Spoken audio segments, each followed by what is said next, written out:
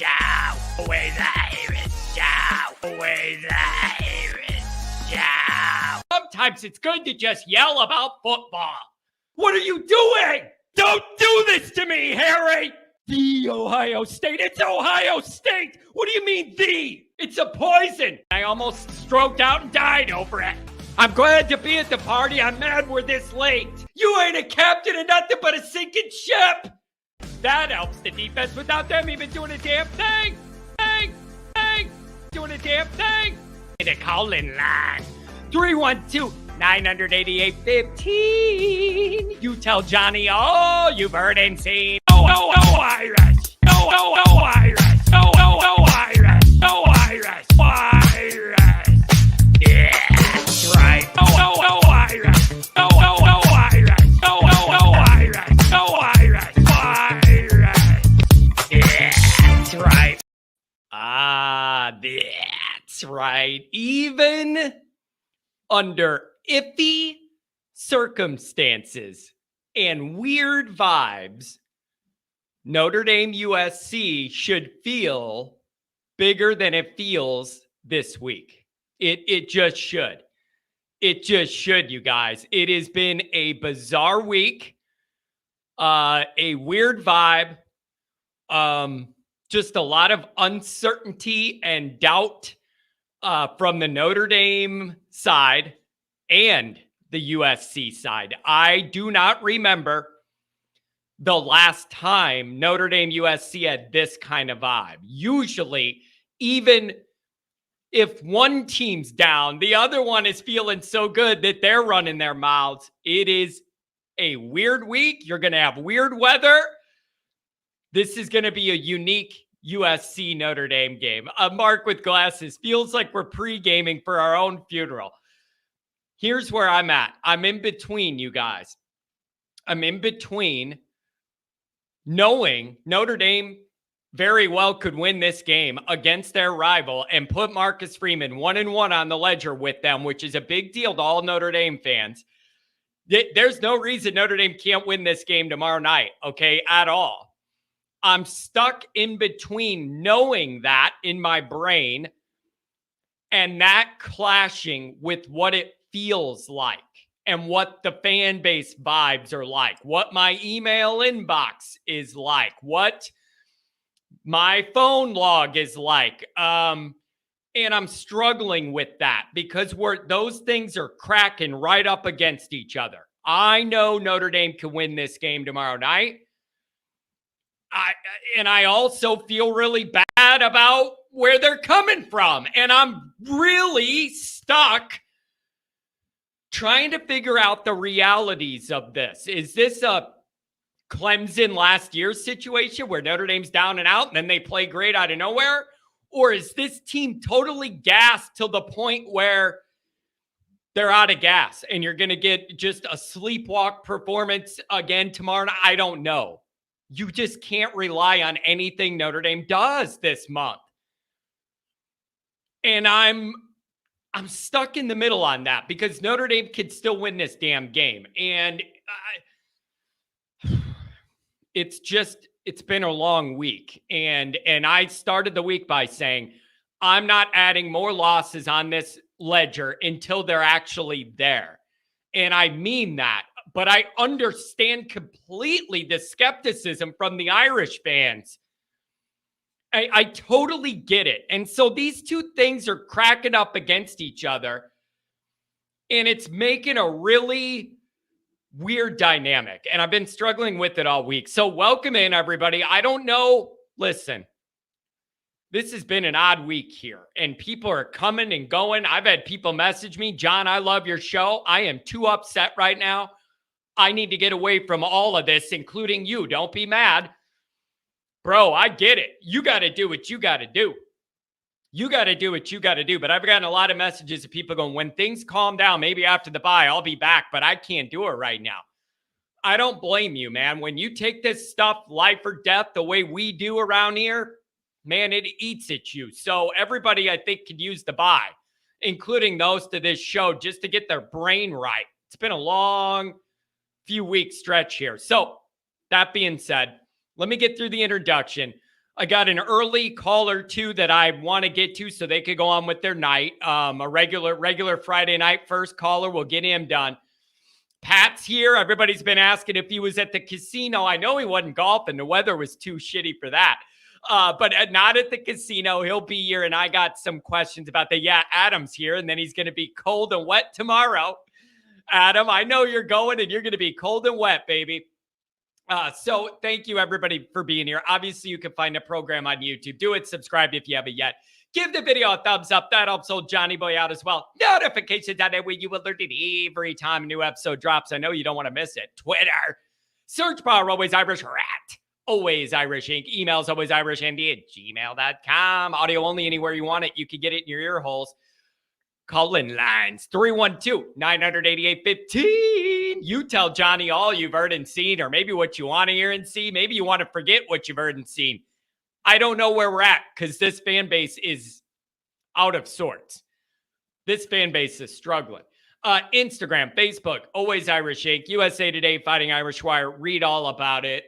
The link to the store is in the description and in my bio. It isn't hooked up to YouTube the way it was last week. I'm working on back-end compatibility things between everything that has to hook up there. There were some hang-ups causing me some issues. I'm trying to get that cleaned up. Hopefully it'll be back soon. The store itself is still live and active, though. You're not going to get it right in YouTube. You got to go to the link. But they're all over on Twitter and on here. You'll be able to find them. Okay. So first things first is I'm going to get my first night caller in so he could go on with his evening. And then we'll bring Pat in, and we'll take the other calls as they come. I want to try and be clear-headed about what the circumstances are here. The realities of tomorrow, the realities of where we're at, big picture. I am telling you, I'm struggling with the concept. I know Notre Dame could win tomorrow, and it wouldn't be a long shot. And I know Notre Dame is not playing good ball and they're trending in the wrong direction. And I know they're physically exhausted as a team. And I hate that going into this game. I don't know what it's going to be like. I don't know. Your guess is as good as mine. 570, where do you want to go on a Friday night? Good evening, John. Hey, thank you very much for the donation. And you're the Friday regular. I like to get you in so you could go on with your night. Notre Dame fans are in a weird place, man. It's been a rough few weeks, and they're in the middle of a rock and hard place tomorrow. Everybody knows Notre Dame can beat USC, but they're feeling down about kind of where we're at. What do you make of all this? Where's your mind and heart at right now? Well, I actually was just planning on donating tonight and not calling in, and because I appreciate what you do and I love to support you. And I'll say hi to Pat, even though he's not on yet, but I'm sure he's listening. So hi, Pat. John, you have always said that you don't think Notre Dame, you feel Notre Dame. Yeah. And I think many of your listeners also feel Notre Dame, and I don't know that there's been a lower feeling than there was this past week. I listened to everything you posted. I listened to your shows, and it's been a rough week, and it's been a difficult week here too. And I sent you a message last week, and I've never felt so down about my brief tenure as a Notre Dame fan, but more as a Marcus Freeman fan. And it's been rough, John. It's been really rough. And I get what you say. I agree with what you say. And I appreciate what you say. You're speaking your feelings, you're speaking the truth, and you're speaking the voice of this fan base. And I appreciate that. Thank you very much. I know it's just, man, it's not the way it was supposed to go. And it's the way it's kind of looked and felt that is got Notre Dame fans upside down. I think deep down, Tony, everybody know, all the Notre Dame fans in their hearts know Notre Dame could beat USC tomorrow, and it wouldn't surprise many of us. It's just a matter of the way it's been going. You don't know what you're going to get. And it just has Notre Dame fans in a weird, awkward place, just awkward. We don't know what we're going to get. And that's anxiety provoking. I agree. I can't say anything more than I agree. And I think I shared that with you last week. And hi, Pat. There Hello. he is. So now, we need to rebound, obviously. That's a lot easier said than done. But I think I agree with you again that this team is beatable. This USC team is beatable. Of course, the chip in the pot is how do we handle the Heisman Trophy winner, the jackass with his fingernails painted, and how do we handle that? And I think that'll be the deciding factor in tomorrow night's game. Yeah, that's a big part of it. And it's just kind of here's what else I'm struggling with. It is a physical fact that you're going to be beat up and tired as a football team when you're playing 8 games in a row, one of them out of the country, all with no break. There's going to be a physical and mental toll on a group when you do that. Everybody can acknowledge that's a practical reality, but nobody wants to use it as an excuse that it's okay to look sluggish against Louisville or be a step behind these USC guys tomorrow. Like, it's hard for me to say I understand that exhaustion, but it's also not an excuse to lose football games because nobody else feels bad for you or cares. And that's a struggle with this too. I know they pulled off practice Tuesday and Thursday last week, lightened it up a little bit because they knew their guys were burning out.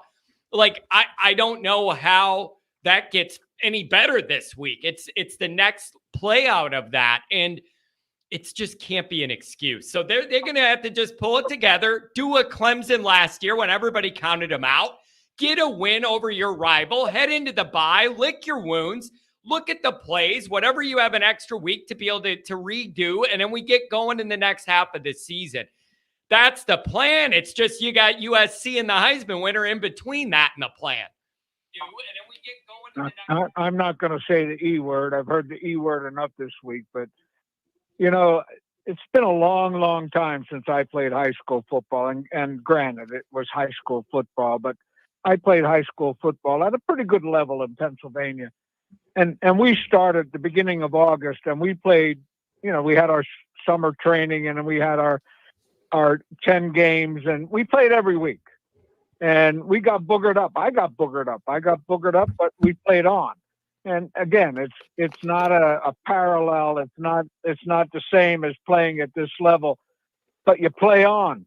And if you can't get excited about a Friday night, or in this case, a Saturday night, and especially against your rival, maybe you shouldn't be here. Yeah.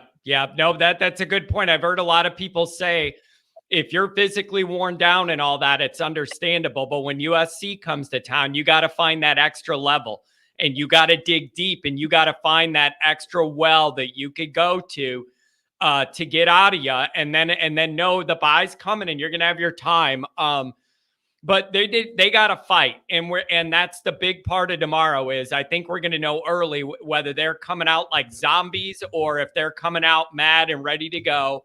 That crowd's going to be wet, but they're going to be there, and they're looking for a reason to go wild. And so I don't know, man, but these are tough circumstances, and I hope for the team and Marcus and everybody else they could get this one tomorrow. It's the first step to being able to change all this is tomorrow night, and I just wish you'd had more juice for the right reasons.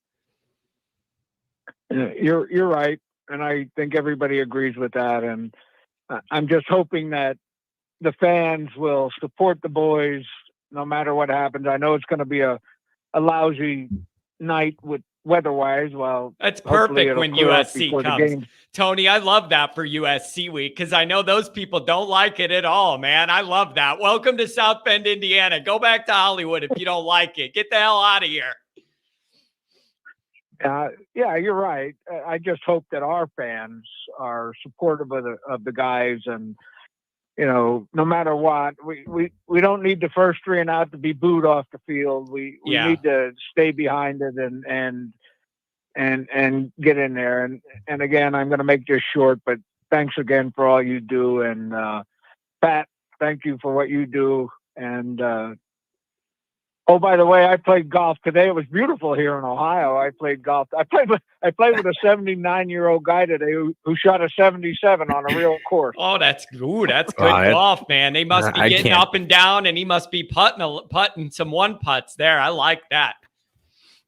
Yeah, he chipped in and he made a lot of good putts, but he hit the ball real well today. And I had an 88, but he had a 77.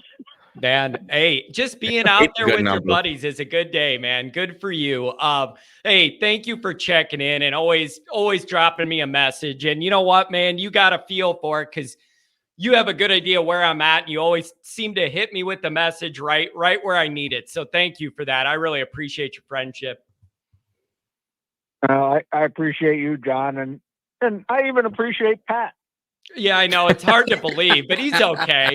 He's all right.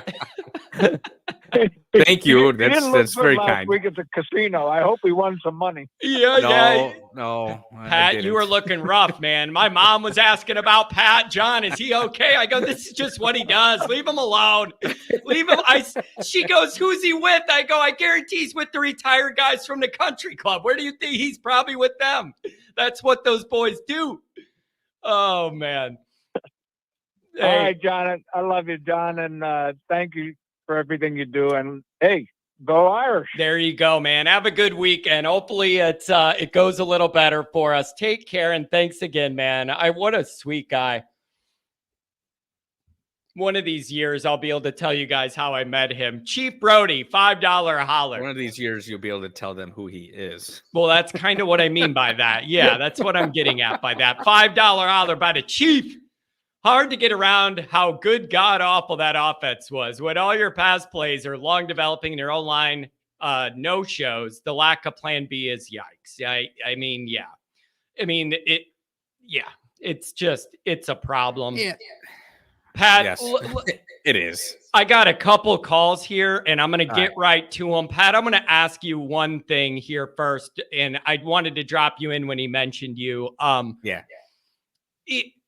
Pat, this just feels weird. We did all those summer shows, and me and you were yelling until midnight in June and July about how important Notre Dame USC was this year. Like, that was a big part of our discussion through those summer night shows. Ohio State versus USC. And we argued about that for weeks, about the importance of all that. And sure enough, we're on the evening of USC, and we don't have no juice, Pat. And I don't mean that about O.J. Simpson. We don't have any juice for Notre Dame USC. He's stabbing people. And the Notre Dame people are a mess, and nobody's in their right mind, and everybody's fearing the worst. But in the back of their mind, they know if Notre Dame plays good, they can win tomorrow. But you don't know if you're going to get that.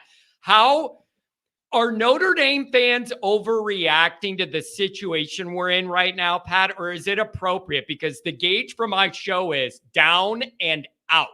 Are they overreacting, or is it fair? This is definitely one of those games where the fan base and the football team are probably not in the same space. I would hope. God, I hope so. We were talking earlier, and I said there's no pressure on this team anymore. The season's done. Now you just got to win for pride, and you got to win this game because it's your biggest rival. I argued throughout this summer that USC was the bigger game than Ohio State. I still believe that to be true. And my reasoning has always been USC is your biggest rival. All the people that say, oh, Ohio State, you haven't beat them since 1936. Yeah, we played them 6 times in almost 90 years. I don't care. I don't care. We play USC every year. I care. I care a lot. So I get the feedback where people are like, we're down. This sucks. There's no juice.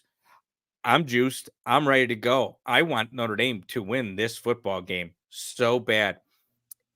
This is going to sound like a stupid statement, especially the way the season's going. If Notre Dame lost every game but beat USC, I would feel better. You Yeah. got to beat USC. It's Well, always about you USC. sound like the Michigan and Ohio State people saying the same thing about the other school. I mean, that's what they will all tell you as well. But it's just kind of sad because of the way things have unfolded. You don't have that juice entering this ball game that we all wanted it to Yeah, but be. It's like I said, really, really important, Pat. But the reasons why have kind of shifted, and I think that's a part of yeah, the frustration. Like, let me ask you this, and then I'll get to a couple more I think calls. the team has juice. I think the team has juice. I think we have no juice because especially watching your But did the chat team have like juice I last do. week, Pat? Did you think the team had juice? No, not But the then how are offense. they going to magically So squeeze it out for tomorrow out of their so ass? hold on. So the did like I said this on Saturday night. That defense came out and they wanted to play. They wanted to play hard. That defense had juice. All right. They were Yeah, they got worn out because the offense didn't provide them anything. yeah, I'm not going to that's say the accurate. offense didn't have juice. I just thought it was a problem where the offense was constantly being put in a position by the play calling not to succeed. Now wait a The offense second. couldn't succeed. Now let me ask you this part too, though. Let me ask you this part too. Um, I'm not just looking about how they looked on offense, which is its own discussion. We don't have enough hours on a stream for that, and then the defense getting worn down. But I'm also saying they looked asleep against Louisville, Pat. Like the first drive when the turnover happened with Hartman, everybody was just sitting there. Everybody looked zoned out. Like there's no way anybody could sell me they were ready for the moment they walked into. And that was one of my number one critiques of Kelly was moments they walked into where you know it's going to be wound up and you're not ready for it. They didn't look ready for the moment or as engaged as Louisville from the beginning. And I thought it was obvious. And that, I don't know, is that a symptom of 7 weeks in a row you're tired? Is that a symptom of overlooking Louisville? Because the plan was we're going to be able to rotate a bunch of guys this week. So it got in their head that it wasn't going to be a big battle. Like, I'm also talking about that part of it, not just the play calling. They look not as engaged as Louisville, and I can't handle that. But see, I think the play calling had everything to do with it because if you watch the way that game started before it throws in, they came out firing. I was actually sitting there. Why did we throw 5? Was it 4 or 5 consecutive passes leading into the pick? It's like why were we just throwing the ball? Why weren't we trying to run the ball? Why weren't we trying to set we're going to dominate you expectation right off the bat? Instead, they come out firing. And I think it was coaching decisions, whether it was Parker or it was Freeman or whoever came up with that game plan. I don't think they put that team in a position to win. Yeah. And as much as I'm in for Freeman, I just felt like the offense, Louisville punched the offense in the face. So the offense may have came out ready to play, but as soon as they got hit in the face, and whether it was that first interception or the fact that Hartman was running all day long or he was on his ass the entire game, they got hit in the face and the offense could not respond. That's what it came down to. Yeah. The offense could not respond. And but the defense did, and the defense kept them in that football game. If they could figure out any sort of way to, why do I always get that bubble thumbs up? Is that you? I don't think so. That? I was wondering if it was you. There's a new feature where you could like thank something. Somebody's hitting something. I don't know. Oh, that's weird. Okay. Yeah, I saw it last time. I don't know what the hell it was. So and that's what I just think it was. I just think the offense got hit. The coaching staff had no response, and so they just looked deflated. The run game looked slow, but I think the run game looked slow because in the second half of the Ohio State game, they were finding success, especially in that third quarter with that 2-back set. But that 2-back set was slow. There was a lot of, fake handoff here, give it to this guy, set a lead block. And they were starting to do counters essentially with Estime. Estime's not a counter back. He's a square your shoulders, run downhill, hit a guy. He's a make contact back. And instead you have him dancing looking for holes. That's not his forte. And so the scheme itself, I thought, sucked the juice out of the offense. Yeah. Now, with all that said, you're playing USC. if this is a game, if you are a football player at Notre Dame, you're playing USC at night at home under the lights. This is what you come to Notre Dame for. You're on national TV against a Heisman Trophy winning quarterback. If there's no juice, this would be the one time I'm going to say it's on the players. Yeah. Yeah. It's just, man, it's just the timing is just tough on all of this. And looking at people that break down the X's and O's way more significantly than I'm capable, a lot of them are saying they expected Notre Dame to bounce back from their struggling offensive performance against Duke by looking at the film and getting a better idea of what Duke was doing and then being able to pivot off of that to avoid being in those scenarios against Louisville. And a lot of those people are saying we did not see that. They did not adjust because Right. a lot of what Louisville tried to do is what Duke did that worked. And they tried to do the same thing and they were not efficient at it. And then there's nowhere to pivot and it all caved in on you. Right. That's my, so I went back and I watched the Ohio State game. I went back and I watched the Duke game, and then I watched the Louisville game again. And the offense, as those games progressed, became more and more predictable.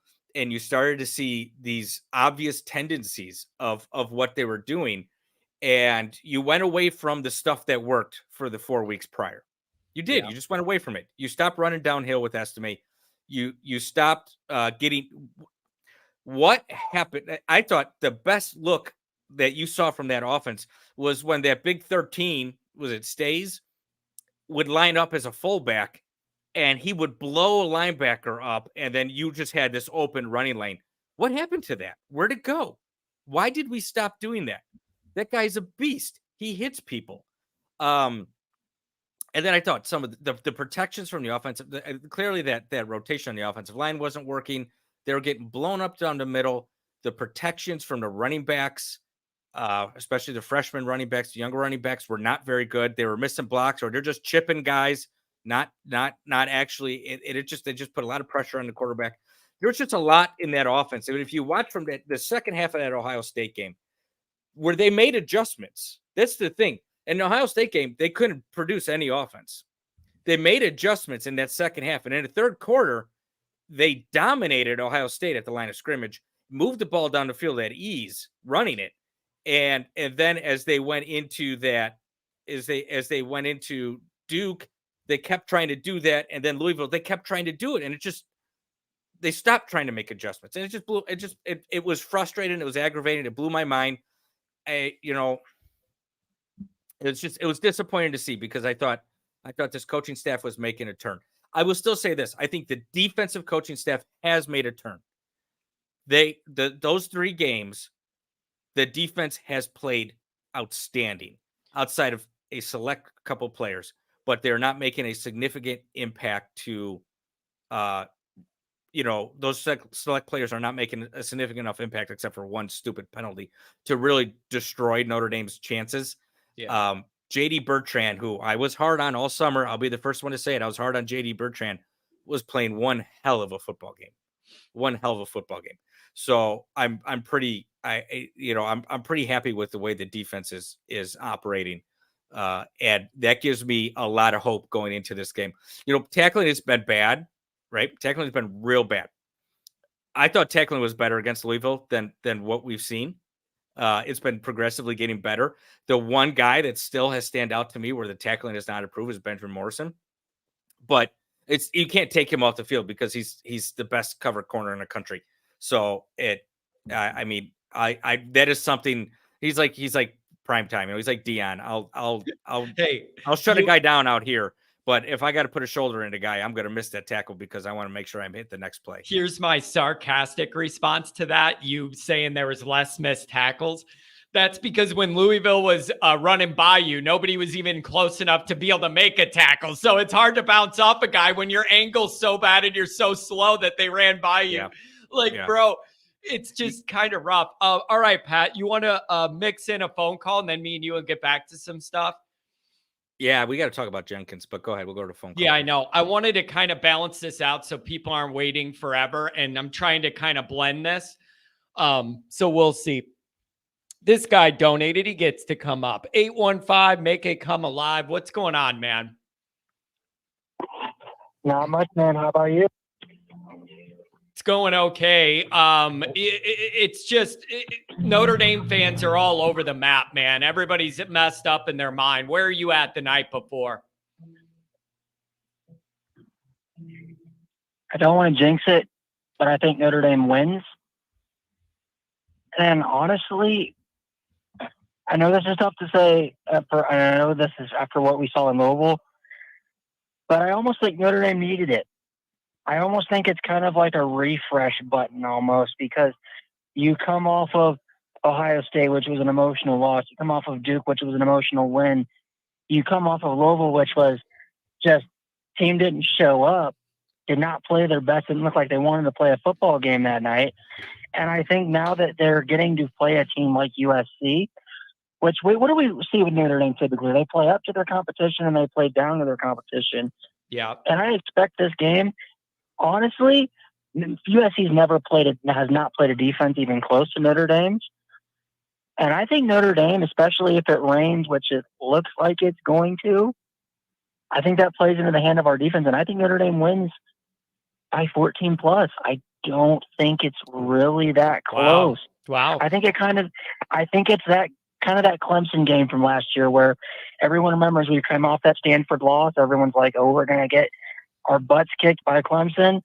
And the team kind of woke up and flipped the script on Clemson. Yeah. Now wait. I got to push back a little bit, and you know what I'm going to say. Yep. You know what I'm going to say, and I don't know if you phrased it that way or not, but I'm going to say this is college football. You only get 12 games. You cannot afford a lot. If you're Notre Dame, especially, you can't afford to have to take an ugly loss to be able to get your shit straight, because by the time you do, it's probably too late.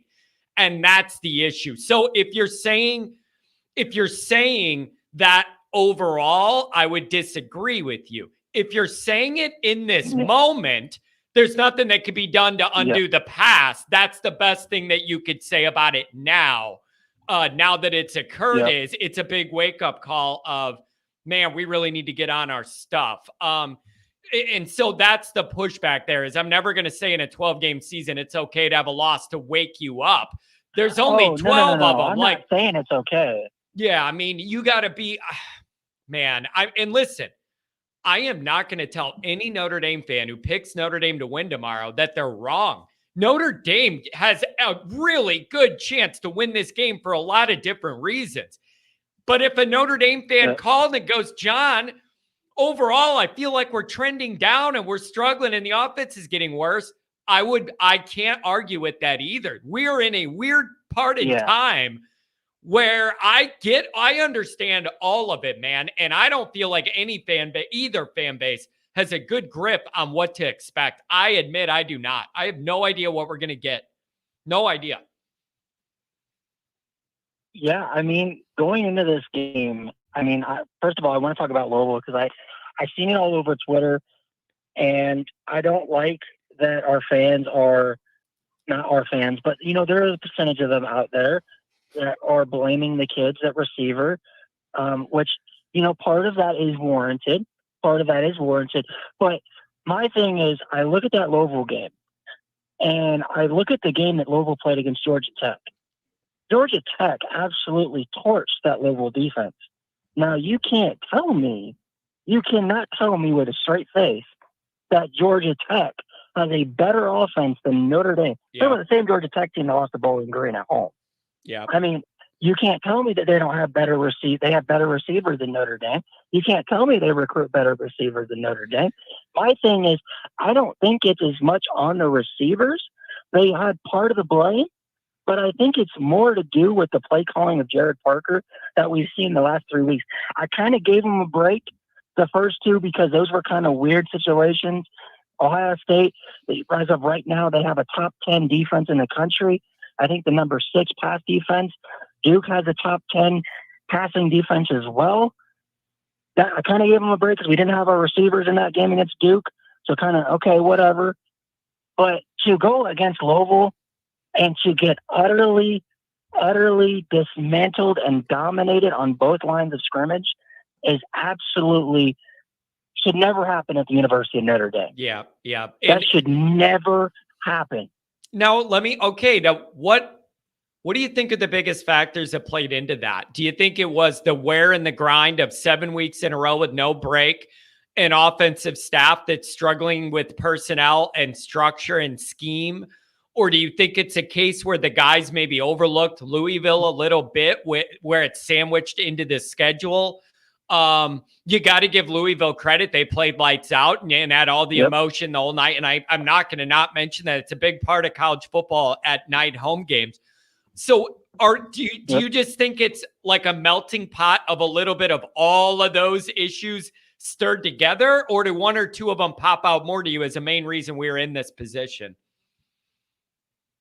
My thing is, when I watched that game, I don't know about you, John, but I got the sense just watching Notre Dame come out of the tunnel, just even watching them warm up. You usually, if you've played football, like I know you and me have, John, if you've played the sport of football, you can kind of get a sense, even watching it from home, how guys are feeling, how they act, the body language. To me, it was, okay, we're coming off of a 2-game stretch. We got USC next week. We got midterms this week. I think we should just be able to roll over this team and not have to give our full effort. That's what it kind of looked like to me. And I think a big part of it is not as many. I don't think they were physically tired, because I think these guys are, they're football athletes. They're brought up, they're trained, they go through conditioning. I don't think that was as much as it. It was more of a mental thing, because Benjamin Morrison, I don't know if too many people know this stat. Ben Morrison gave up his first touchdown of the season against Louisville on a busted coverage. How many times, John, have we seen Ben Morrison get burned on a busted coverage? Yeah. It's been rare. I mean, that's a mental thing. Yeah. That's a mental thing right there. Sam Hartman, he throws the first interception. I see him come off the sideline. And you know what I saw? I saw a guy that was seeing ghost after that. Yeah. It looked like to me that, this is deja vu. This is my performance last year against Louisville at Wake Forest. So I think it was a little bit of everything. But I think the biggest thing, and I don't see too many people talking about this, I see people talking about the play calling. But there's differences in play calling and scheming. An offensive coordinator's job is to find ways to scheme guys open. And I've been saying this week after week, and I'm starting to lose my mind, because I don't think it takes a rocket scientist and offensive coordinator to do it. You have a guy like Chris Tyree, who might be the fastest guy on the field every single week you play football, and you don't put him on a dang slant route. Why? Yeah. Why? You can't tell me he can't run a slant route? I've always been I've asked that forever. You see offenses that have way less talent than us get guys open, scheme them open, throw crossers and slants, and find guys in space on the move, hit them in stride. Everything we do is so stagnant. It's just it's so frustrating. And I don't know what could be done between last week and then tomorrow, and how much you can adjust, or if they even think they want to. But I know this. When Freeman got the job, he said Notre Dame needs to be a O-line and a D-line driven program. If that's the way you want to do it, I'm totally fine with that. But you actually have to be that. And to get ran off the field by Louisville in that manner, man, that leaves a mark. And it's just, I mean, if ever you needed a bye, it was this week. And then you could get everything right and get healthier and then play USC out of it. But last week, that would. I mean, John, I don't know about you, man. I don't want to hear online you anymore the rest of this season. No. I don't allow that here. I don't allow that here. Joe Alt? We're done with that. Joe Alt is supposed to be a first-round pick, top 10 pick, and he's getting put on his butt 3 times by a guy who had 2 blown-out knees. How? Yeah, it's how man, do you let that happen? I know it's just rough. There's just no easy way, man. There's no easy way to look at all this. We're in a bad spot. This is not what we drew up, man. This is just a rough place to be. And one final thing, and then I'll let you go, because I know you got some other callers coming in. But I don't. If I was Freeman, and I don't think it's safe to say he's on the hot seat yet, but I think from a fan base point of view, it's the the knob is starting to kind of get turned a little bit on the stove. But if I'm Marcus Freeman, I think Jared Parker has to be coaching for his job in this USC game, not in terms of winning or losing, but how it looks. How it looks. If he doesn't score more than 20 points on this USC defense, if I was Freeman, I'm like, dude, you don't even come to work tomorrow. It's really, it's a tough dynamic. And we're going to have to see how things go tomorrow night and then throughout the rest of the year. And then depending on what that looks like, Marcus Freeman's going to have really tough decisions to make with some of his closest real life friends. But it's his reputation on the line, and he's got to do what's best for the team. And I don't know, man. I hope they found some solutions. And you know what else would make us all feel good tomorrow night, man? We're all going to be nervous turning this game on. We all have this anxiety. You're waiting for some bad to happen, which is the worst way to watch a Notre Dame game. But when it goes how it has, that's where you're at. You're like, what's it going to be this week? But here's the thing, man. Notre Dame can win this game. Like I can't laugh at anybody that goes, John, Notre Dame can win this.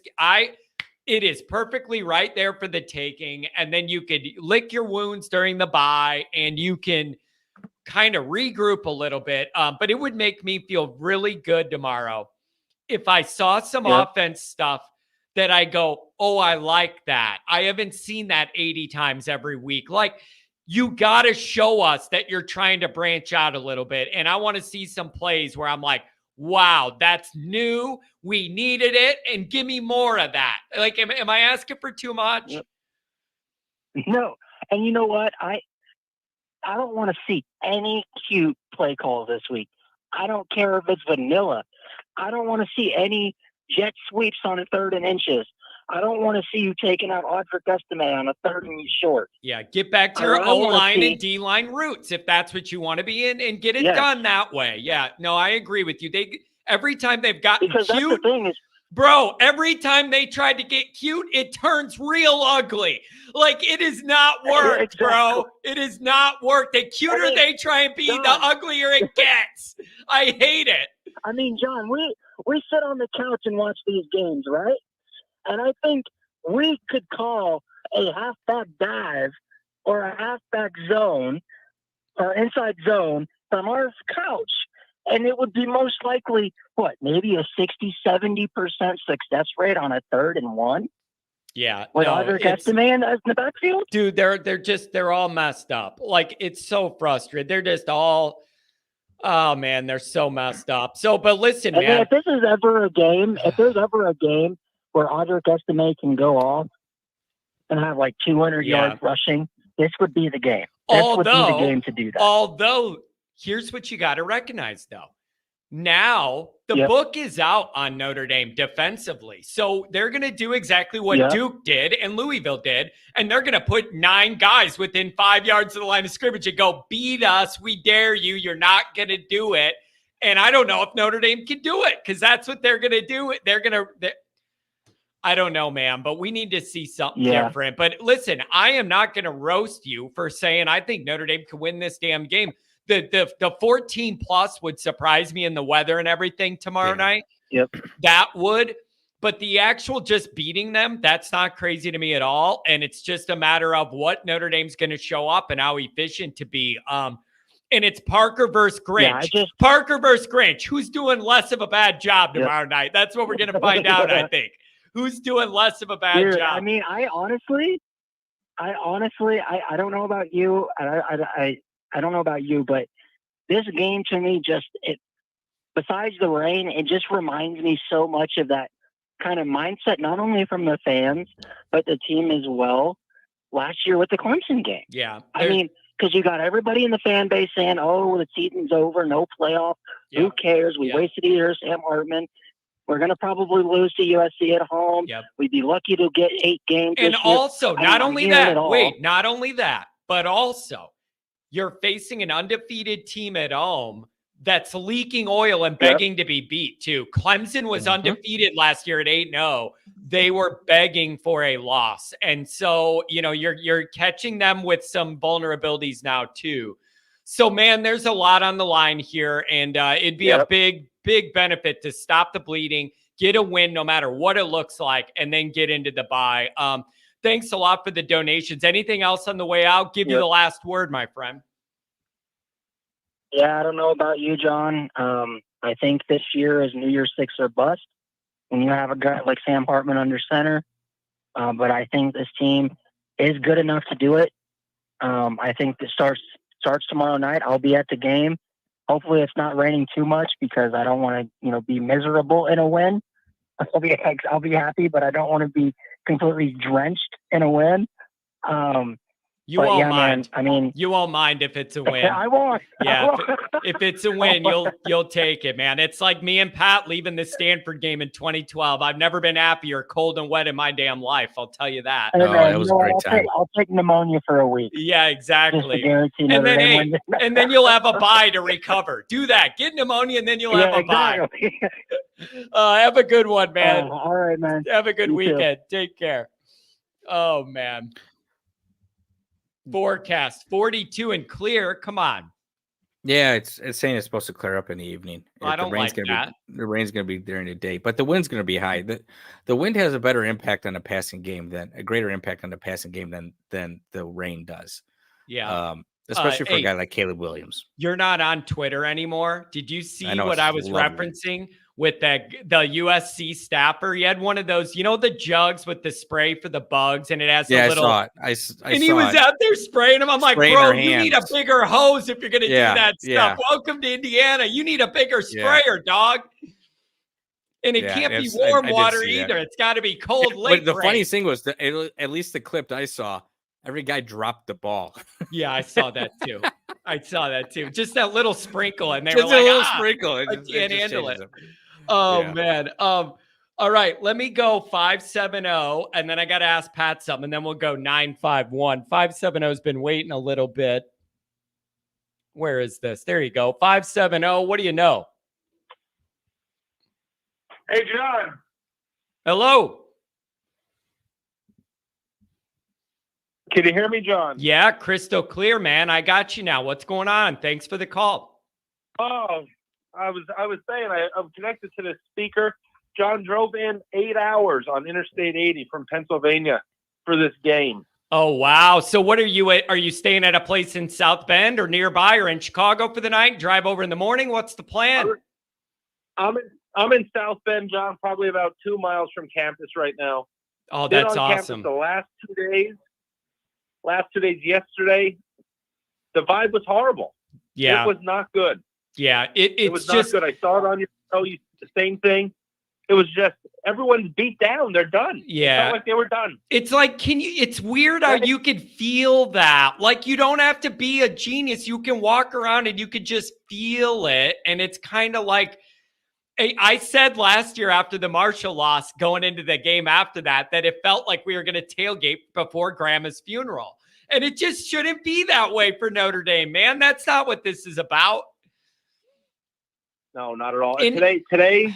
But how do you not have that? Wait, how do you not have that bleed into the players? Because they could feel the vibe too. And you could also say they caused the vibe, but I'm ignoring that part for now. But I don't want our negativity to translate into the team. And I just hope that they are insulated from this somewhat in their own world, so they're not sucked into this negativity vortex the way all of us are. So I hope they're able to cut it off or not look at social media or whatever, because it's been a long week, man. But I want to hear more about these vibes. Talk to me.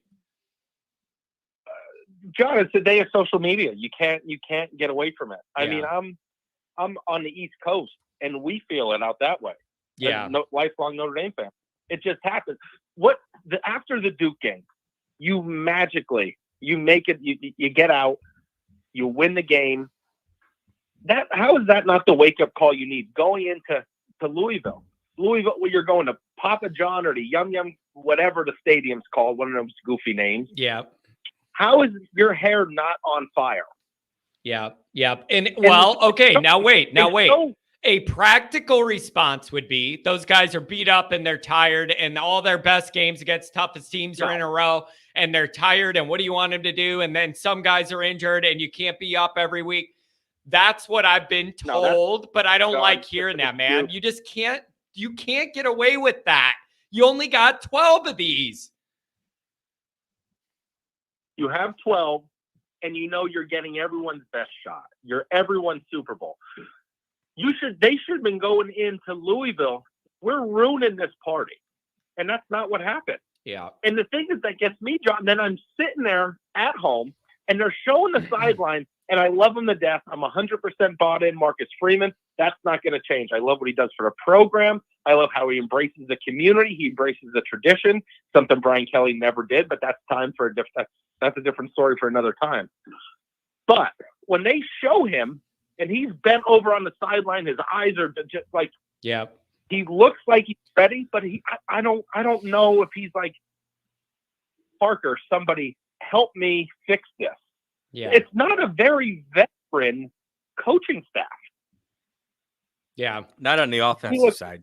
I mean, Pat's right. On the offensive side at all. Yeah. You have some on defense. You have some on defense, but that's the other problem is, you knew there were going to be certain vulnerabilities on Notre Dame's end, hiring a first-time guy and as the head guy. Everybody knew there was going to be a learning curve and vulnerabilities there. That is why you needed to insulate that guy with experienced guys around him on both sides of the ball that have been around the block and know this stuff. You can't hire your best friends. You can't. Business 101. You don't hire your good buddies. And I like Jared Parker. I think he's a great guy. I think he's great for the program. But it's just, I hear your show. I watch your I love it. Guys are calling in.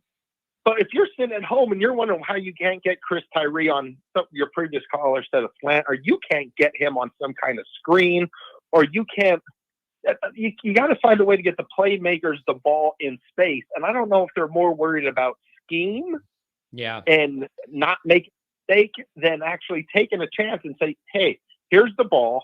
You're our guy. Go make something happen. And it's just, and I get it. Like, you talk about a gauntlet for the schedule. Okay, Ohio State. Coach Day, stud right now in the college level. Mike Elko, great coach. Jeff Brom, great coach. It's the players, but also Marcus Freeman's going up against our stud lineup right now.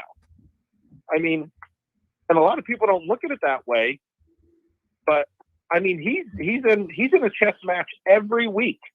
Every week. These teams are not led by poor coaches. And right now you have one of the most up and coming offensive minds in college football coming to Notre Dame Stadium with a Heisman candidate. Like, it doesn't get any easier for Marcus Freeman right now. Yep. And nope, it doesn't. And it's not scary. Yeah, it really is. Scary. But it's I'm glad that somebody called me that's made that journey to tell me what it feels like over there the night before and everything. And you know what else it makes me think of is what a wild emotional journey college football is. A few weeks ago, the Friday leading into Ohio State, the whole world was in front of us. The campus couldn't be more electric. Best vibes since Push 05, build up, all of that. And then look at us 3 weeks later. We're all sitting here in our funeral clothes. Like, come on, bro. I mean, even look at close enough, Pat. I mean, look at even Sam Hartman. Sam Hartman before the Ohio State game, he's getting flipped into the end zone. He's putting his hands up. He's throwing kisses to the crowd. He's walking around with a swagger that we haven't seen in how long. And then in the last 2 weeks following the Ohio State game, that mojo is not there. And I don't know if that bleeds into the rest of the offense, bleeds into your players. Audric Estime, love him to death. We need to get Jeremiah love the ball a little bit more, but you cannot hand the ball off to Audric Estime and his first step be lateral. Yeah. He needs to be going downhill. Yeah. And what do you think, John, when it's 3rd and 1 and he's on the sideline and they're trying to do a fake handoff reverse? Is he sitting there saying, Coach, get me the ball? You think he's that guy? Is he saying there, Coach Freeman, get me this ball. I will get you the first down. Yeah, I don't know. I'm not sure. Yeah, I don't know. I don't know. I don't think they have that kind of input. It's just you gotta change things, man. It isn't just execution. That's one of the complaints I have is even if they would have executed better, the numbers indicated you still probably weren't going to have success at a lot of the things they tried to line up in. That's the issue I have is No, not at all. even if you would have executed, you were outnumbered in what you were trying to do. And that makes no logical sense. And then that tells me not only can we not count on defense in big moments, we can't count on offense either. We shouldn't have these kind of issues. Like, it just can't be these kind of issues at this point. So, but man, here's the deal. Notre Dame can win this damn game tomorrow night. There's no reason they can't. Absolutely. I am not going to add extra losses that aren't there yet. This USC team is not push USC. They are vulnerable too. There's no reason Notre Dame can't play well at home in weather conditions that favor their lifestyle and go out there and win the damn game. I like Notre Dame on a dry day. I like them on a dry day. I think they're the better team. I mean, I do think they're the better team. I think Notre Dame could easily be in USC's position, and USC could have the 2 losses. Yeah, I just can't.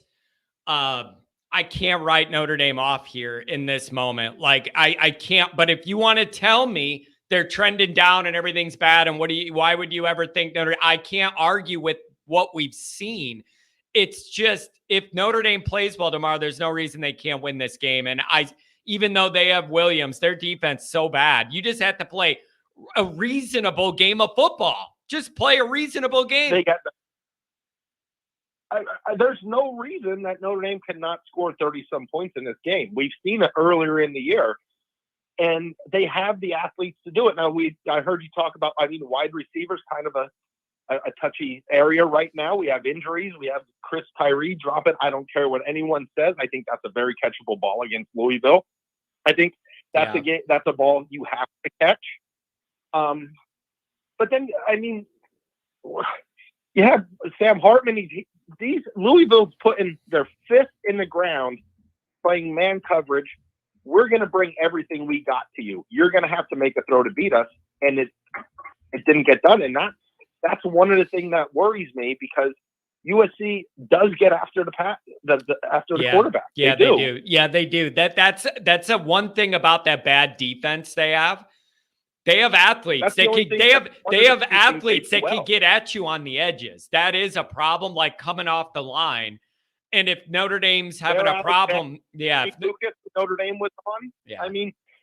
That's what they can do. So their secondary not great, horrible against the run. But if they look at what Jeff Brom said, he goes, "I don't care if I get burnt. I'm going to live and die by this. We're going to stack the box. Yep. We're going to bring as much pressure as we can. And if Notre Dame can beat us another way, if Notre Dame can beat us throwing the ball, they can go for it, and we didn't. And so you got what you got. So I don't know. Hey, let me ask you: are you going to do anything tonight? You going to go to the Drummer Circle at midnight, or go back by the Grotto late night, or anything while you're in town? That's always fun stuff to do. Today we made the trek on campus, John. I haven't been out here in about 15 years since I was out here with my father. There's a lot of new stuff in there, a lot of new changes all over, man. It's like a city within a city, isn't it? Everything's new. It is. It was. The weather wasn't great, but it was like if I'm walking on campus and I'm walking up to the stadium and I'm walking to the Golden Dome and the Basilica and the Grotto, and I could feel it pumping through my veins. Like I could run out that tunnel. I just don't.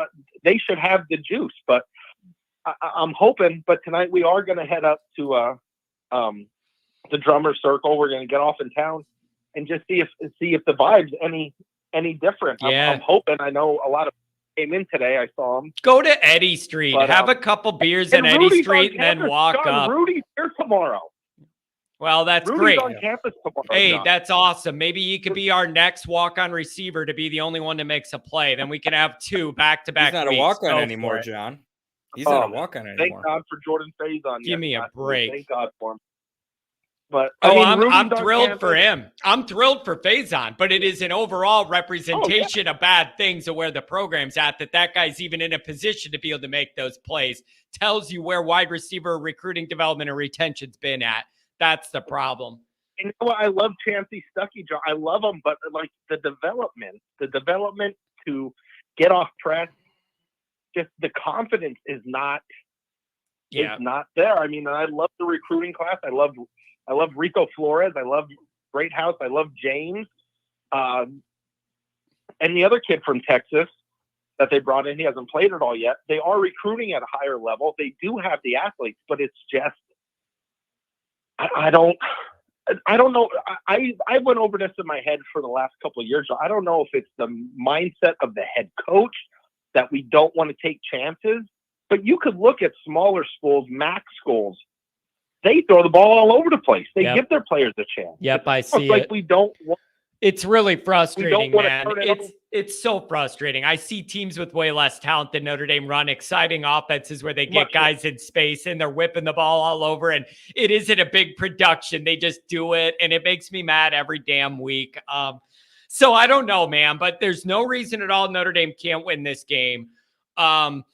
There's also reason to doubt Notre Dame could score enough even against a bad defense. The trumpets under the dome I meant the drummer's circle. That's what I meant tonight. The drummer's circle. Yeah, not the trumpets under the dome. I mean the drummer's circle at midnight. Thank you for that. Yeah, that's what I meant. But dude, there's no reason Notre Dame can't win. But if you told me they're trending down, you're out of your mind. I can't really argue with it either. We're in a weird spot tonight, man. I'm just before I let someone else get on here and I get out of here for the night. I'm really hoping. Last week we saw it, the flashes from Jeremiah Love. This kid's gonna be a stud, John. He's really gonna be a stud. He really is. Yeah, we need the ball, whether it's jet sweeps, motion, off tackle, counters. I mean, I love Audric Estime to death. I think he's a great running back, but this kid just has a different level and a different juice. And he's running with it. You could see when he's running, he's not being tackled. As a 17, 18-year-old freshman, you're running through tackles and you're just, that's the kind of, you need that. And then that helps the offensive line. I mean, the offensive line sees a runner run hard, they want to block harder for him. Yeah. And I don't know. I'm just hoping, they don't go to it early and then put him on the sideline. Same thing with Darian Price, another stud who I think could be a big time player. And it's just, a part of me thinks they're almost doing too much with all those guys though. And the way they're moving them all in and nobody can get in a rhythm and it isn't quite clear what the roles are. And then there's no way to build any rhythm. And even with the rotations on offense, they have so many rotations at different setups, but they're not good at any of them. Yeah. So it doesn't get you ahead just because you have more formations to run out there, but you're not good at executing any of them. So where does it get you? I don't know, man. I'll give you the final word. I hope you have fun with your family being in Notre Dame, man. And there's no reason they can't win tomorrow. Put it all together. I appreciate it, John. We're going to head out. We're going to try, we're going to get some drinks. We're going to head to the drummer's circle tonight. And then tomorrow, rain or shine, we'll be out there. We're going to check out Brady Quinn, go see him. Matt Leinart, the Bush Push is back in town. The juice has to be going. All I could say is go Irish. And also to my cousin, who's the head coach of Holy Cross in Massachusetts, go Crusaders and go Irish, and everyone have a great night. Have a good one, man. Thanks a lot for the donation. Really appreciate it. You know, Johnny, he said something. I wanted to ask if you saw it. Oh, Rudy's here. Hey, Angela. What did he say? What's up, Rudy? So Matt Leinart being on campus, did you see that he recreated the Bush Push? You need to get on Twitter again, Pat. I'm all over that. I commented on that already. I can't get back this week. I'm not in the mood. This isn't the week for that, Pat. Of all the weeks, this isn't the week that I wanted to log into Twitter and see 40-year-old Matt Leinart with perfect hair, slow motion redoing it. You just brought that up because you knew this would be my reaction. Yep. Yeah, that's all it was. That's It all was bad enough in real life motion. I don't need to see that guy redoing it in slow. And then here's where I illegally got pushed in. Screw you. I ain't in the mood for this, man. That's the other thing. Nobody's in the mood for anything bad now, Pat. Like, there is no tolerance or leeway at all. The first time Williams is running around for 15 seconds, there's 9 olds that aren't called and 10 missed tackles, and he's running around, and then he finds a guy 40 yards down the field, and the announcers, I was going to say something inappropriate, the announcers get excited in the booth. Nobody's in the mood, okay? I can't handle it with where we're at right now. Play a good game. Are you happy now? A little bit. I know you did that. I know you were thinking, John's been a little too calm the last hour. I need to do something. Thanks a lot. No, I'm just helping you out, man. I Give know. you a short or something. But dude, it's just rough, Pat. The vibes ain't right. 224, Gilmore, give me some more. Dude, John, how's it going, brother? Listen, my position is there is no reason Notre Dame can't go win this game tomorrow night. But I also totally understand if Notre Dame fans are going, I don't think we're going to win tomorrow night. I am in the weirdest place going into this, dude. Hey, you know what, John? You know I can be one of the most negative fans out there. No. And so I appreciate you taking my call. No, come on. You've been in a great mood when you've called the last few weeks. What do you mean? Hey, you know what? You know why? Honestly, you know why I called in, and I apologize. I missed the beginning of your show, and I want to call out Pat, but it's for a good reason. Usually I call out Pat for bad reason, but during the off season, if there was one thing that me and Pat agreed to was that USC was the biggest freaking game. And so I want to see more intensity out of Pat, because I really believe, like, regardless of what has happened over the last 3 weeks, I think that Notre Dame definitely has a chance to win. And, like, I want to see some more intensity out of Pat. Like, do you agree, man? Like, are we going to win this game or not? Like this is, I remember during the summertime, you got really fired up and people criticized you, and I backed you up, man. Because you said that this, it's like we could lose some games this year, but we ain't going to lose USC. Dude, the three of us, Andrew, the three of us yelled about this every Saturday night all damn summer. This turned into a thing where every Saturday night we were debating that Ohio State, USC, and what it meant and all that. I think I'm just frustrated that the stakes aren't the same for Notre Dame that we all wanted them to be tomorrow night. That's the only reason. It's a huge game, but the reasons why have shifted because we have 2 losses and the way it's gone. Well, what do you think, man? Are we going to lose this game, or are we going to win, dude? What do you think? No, so you said you missed the beginning of the show, but Pat, why don't you tell him what you told me before we started? Then, if he's going to ask this question to you, that I think Notre Dame can win this game, and yeah, I do. I think Notre Dame can win this game. I think Notre Dame should win this game. I think Notre Dame's defense is good enough to keep them in the game. It just depends on what the offense can actually turn out and do. Yeah. I do think Notre Dame. I think Notre Dame should win this game. I think Notre Dame is better than USC. I do. I think Notre Dame is better than Louisville and Ohio State. I do, and it's just they're shooting themselves in the foot, and it's just really bothering me. It's depressing almost, but I'm absolutely jacked for this game. It's USC. I don't care. I don't care what the record is. It's USC. If you're a Notre Dame fan and you're not jacked to play USC and you don't want to go out, this isn't a game where, like, all right, yeah, we beat them, great. No, this is a game where you got to go stomp on their effing throat because it's USC. It has nothing else matters. It's USC. That's how I feel. And then, Andrew, here's the other thing I've experienced this week, just because of what I do and how connected I am to different things. I've seen a lot of Notre Dame fans that are saying they're checked out. It doesn't matter. We're going to lose. It's not even worth it. I'm not watching, whatever.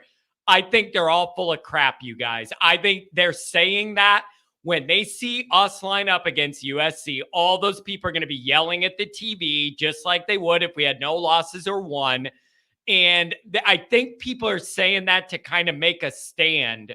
But when it comes down to it tomorrow night, they're going to be loud and they're going to be into it. That's what I think it's going to be. Because there's no reason Notre Dame can't play well and win. There's no reason at all. Well, you know what? You just hit the nail on the head. So I'm the biggest naysayer of all Notre Dame stuff ever, just because I you know where I stand, John. Yeah. But you can't be negative going into USC if they aren't ready to fight and win this game. Then we really do have a ton of problems, John. Don't you agree? It's like, come on, this is the game to win, and like it's setting up to the point that this is Midwest weather. You're not getting 80 degrees in LA, so that like Reggie Bush can run wild on you. This is Midwest weather that really suits Notre Dame football. And so it's like, you know what, like I can be the biggest naysayer ever, but like, let's go Notre Dame. We're going to beat USC tomorrow and we're going to salvage the season. If you're not with us, then you're against us. So get with it. Yeah. You know what I mean? Come on, let's go. I'm in the same boat. Get Same with exact it. boat. Yeah. Get with it. Yeah. And Wednesday, listen, Monday was tough on the morning show, which is totally expected. The Monday morning coming off a bad loss. I totally get that. But I went out of my way Wednesday to start out the morning show by saying, as frustrated and as mad and as down as I am, I refuse to add another loss to the record that isn't practically there yet. There's no reason to do that. That's what I'm talking about. You know this team's capable of a lot more, and I'm just not going to add losses that aren't there yet. But it's just tough, Andrew. And you know what else I don't want to think about, you guys, both of you? I don't want to think of one of the outcomes in this game being Notre Dame just is run down and they don't show emotion tomorrow and it goes bad and they let Williams do bad things to them.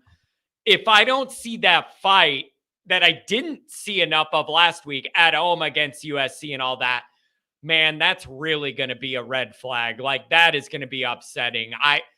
They got to show that they're ready to go tomorrow night, or that is going to be a dark 2 weeks before the next game.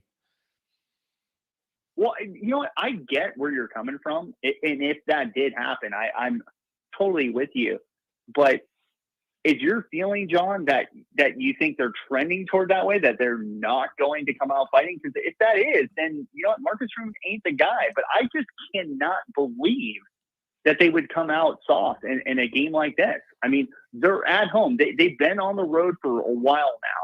They've been playing emotional games. This is the game. This is it. I mean, after this game, I get that we have a road game against Clemson. Yeah. And that's going to be big. But they cannot be looking forward to that. This is the end of the tunnel. Like, yeah, you're right. Their entire college football career like lines up with this game. If you're not going to come out strong, then not only do I question the coaching staff, I question the entire team. Yeah. This is the game. You go out and win this game. And so it's like, if they aren't ready to play, then I challenge everything. So that's why I'm like, stay positive. Like I can be very negative, and you know where I stand on Freeman, and I do think he's like challenged in terms of in-game coaching. But come on, getting up for a game like this, if you can't get up for a game like this, then we've got some bigger problems. So I think that Notre Dame Nation needs to step up. This team needs your support. Let's go out and win this football game. And I like I said when I called in earlier this week, run the damn ball. I don't care if they've got 10 in the box. Let's push these little punks, man. Come on. We did it last year. There were numerous teams that stacked the box. We beat them. We physically beat them up. We beat them into submission. We had 2 running backs that ran for nearly 1,000 yards. Let's go. Let's beat them up. I mean, that's all I'm talking about. So let's stop with the morose. We lost the game against Louisville. It was a terrible loss.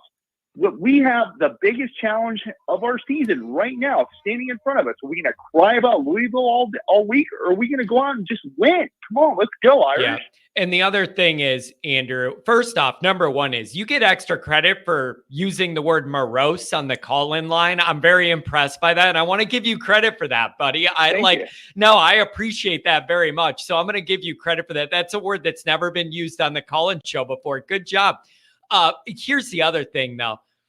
I want to believe in every fiber of my skeletal frame that the team is going to be better at blocking out last week and getting ready for this week than any of us are, or the media, the people that do what I do. They don't have the hours in the day that I do to consume all this and let it seep into your brain. I really do think that those guys should have a better job of getting out of the dark spot we're all in. It's just the vibes just don't all line up. And you've been around Notre Dame enough. You know what I mean, Andrew. The vibes just aren't great. And they got to overcome that. I get it. They got to overcome that. I get it, man. I get it. Like, national championship out of the picture. But I will tell you that as a personal story, I grew up in Southern California. I would go to I grew up in San Diego. I would go to the Notre Dame USC game every year when they were in LA. And I'll tell you, man, the best event I ever went to was in the year 2000. Notre Dame played at 12 o'clock. It was like 12:30 local. And it was Notre Dame had to beat USC to make it to the Fiesta Bowl. They were not playing for the national championship, and they went out and they kicked their butt. And it was like in a really lackadaisical crowd and everything, but they kicked their butt. And so it's just like, you know what? This rivalry means so much. It's like, you've got to come out and win this game. Bring your best game. And who cares if you ain't playing for the championship? This game means more than so much. And so listen, I'm down on how the season has gone, but if this game doesn't go right, then this season really will spiral. Yeah. So let's get behind the team. Let's fire them up. Let's win this damn game. And if we don't, then we're going to be in real trouble. And I think we can win this game. That's what pisses me off about this season. I think we could really have beaten Ohio State. I don't think that they were the Ohio State team that has been in the past. Yeah, that's the most frustrating part. This was about as gettable. This is as gettable as they were ever going to be, man. You let them off the hook, just like Denny Green. They are who we thought they were. We let them off the hook. We did. What are you going to do? What are you going to do? You're going to let last week affect you? It's like you should have beaten Ohio State. You only had 10 guys on the field. You heard for a whole week straight how Mike Elko was smarter than your coach. Then you get your butts kicked by Louisville. It's like, when are you going to step up and just say, hey, you know what? We are who we said we are. You know, that's another statement from Denny Green. Yeah. We are who we said we are. You know what I mean? It's just like, come on, show up and win. So, like, you know, I can be the most negative Notre Dame fan, but at the end of the day, it's like, it's the day before the game. We've got the talent to beat this team. They're a one-trick pony. Yep. And it's literally a trick every time. It's literally a trick every time, too, when he's running around doing all the great stuff he does. You're literally right. Fired up, and I want to hear Pat get fired up, because I remember I called in like July, and you got all fired up about USC. So get fired up. We're going to win this game, and if we don't, then we'll figure out what the hell happened. It's a 2-hour show. We're about 12 less Miller Lights in than we were in those summer shows. So I think there's a little less intensity on that from all of our levels. But that's what summer's for. I think that's where some of that intensity came from. And we've been we've been trying to do pretty clean cut since the season started, just because there's a lot to navigate and more people. But I think maybe that's where some of that intensity came from. You know what? There was a lot of talk about, and by the way, I love Jeremiah Love. I think he's the future. Yeah, he is. But like sometimes, and I think they probably have underutilized him too, but sometimes you force the future on things and it's like not the right move. If there is one guy that can beat USC this year that makes total sense for what Notre Dame is, it's Audric Estime, and I never compliment Audric Estime, but like it would be so apropos to just beat them into submission with our offensive line and have him pound the football, control the clock, score touchdowns, and limit possessions for Caleb Williams. This is the game to do that. Yeah. And so you've got to do that. Our best offense is pounding the football and getting 6-7 yards a carry. I'm not saying you do that from the beginning. In fact, a lot of guys in your chat are really smart. They're like, use Audric Esme in the second half. But like that would be the goal. Get a first half lead, pound the football with Audric Esme, and then lean on just that. like celebrate in their face. It's like, you can't stop me. It's like, it's 3rd and 4. I'm going to hand it off to Audric Esme, 5 yards. Where has been that mentality? Like that's what you need against a team like this. Put them away in the second half and make them really pay for it, that they're even trying to win this game. Man, Andrew, so I think that's the mentality. Listen, I like it. I like the plan, man. We're just, everybody's in a agitated state and no patience for anything anymore. I'm with you on the plan. It's just a matter of if they're going to deliver and if they could do it. But listen, man, I'm with you. I am not counting any losses we don't have yet. Notre Dame's perfectly capable of winning. I wish there was a better energy, and maybe I'm a part of the reason there isn't. I don't know, but I hope there's a good energy supporting the guys tomorrow night. But Andrew, you've been here all summer. Good donator, good caller, good chatter, man. I appreciate you. Love you guys, man. Go Irish. Let's win this. Let's win tomorrow. Come on, beat SE. Let's go. I like it, man. Have a good one. I might talk to you tomorrow night. We'll see how it goes, bud. Have a good one. Hey, see ya. Hang in there, buddy. Later. Yes, Pat, I can hear that. Okay. I think it's over. Well, you don't have to announce your wife's leaving you on the show, but whatever. By the way, the line was, the Bears are who we thought they were. The Bears, they are who they thought they were. Yeah. Listen, Mike man, Brown picked that ball off. Yeah. Let me drop this in on you, Pat, because I don't want us to get towards the end of this show without addressing it. And it might actually be a nice little topic shift compared to the misery we've been dealing in. What do you make of Jenkins being out, Jackie Boy being out, and all this lining up with some new leadership from the AD position and the presidential spot? Do you hold out any hope that there will be a genuine, I can tell by your face, the answer is probably no.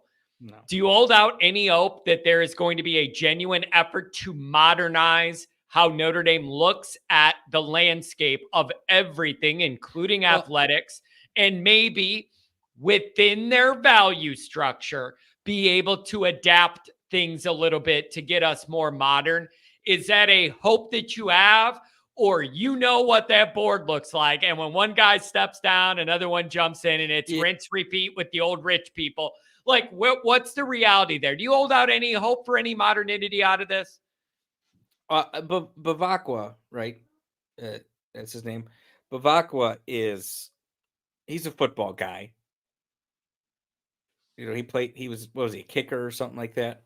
Yeah. So he's a football guy. So I do, Notre Dame hasn't had a football guy since Moose Krause as the athletic director. So I definitely think that is a good thing for Notre Dame. We'll see. Wait. Time out. Now Jaded's asking, modernize how? Value structure? What does that mean? I'm saying, when I say value, here's what I mean. NIL. Yeah, I know. Here's what I mean by value structure. Yeah. I mean, you could let a half dozen undergrad football players transfer in the program, and you're not going to lose your academic standing if you do it. Okay, that's what I mean by modernize. How about this? Unleashing $3 million for the buyout to support your young coach that found a offensive coordinator he wanted. Being able to do that would be modernizing. But building out NIL more would be modernizing. Let's stay away from Ludwig, because we both know stuff about the Ludwig thing that I know you don't want to go down that road. Yeah, Notre Dame messed it up. There's no wrong way about. We don't need to get into the details. Notre Dame practical, tactical mistakes that messed that up. I don't need to get into why, but I know that's what happened. But you also know there was more to it than that. Anyways, let's get into the transfers. You're talking because the biggest thing is the transfer portal, and if there's a grad in here, I think it's chemistry, right? Every freshman is required to take chemistry. I just can't. Little Wayne replacing Jenkins. I'm just picturing Little Wayne's dreads, and he's just up there in the president's office, and he's got his dreads and his grill, and he's just sitting up there rapping to a beat, and then he goes down and does the presidential stuff. I just love the concept of Little Wayne up there, Little Wheezy up there. It just says President Wheezy. And everybody's got a big cooler of lean in the corner, and everybody gets a joint. Like, I'm just picturing it all. Yeah. So by the way, the president of the university is required to be a Holy Cross priest. So we won't get anybody who isn't a priest. That's why I'm not really concerned with the president. Bavacqua being a football guy and a TV guy does change it. The one thing I am interested in, and I don't know why I didn't connect this before, but was Notre Dame joining that athletic that academic association, that the AAU or whatever it was. Yeah.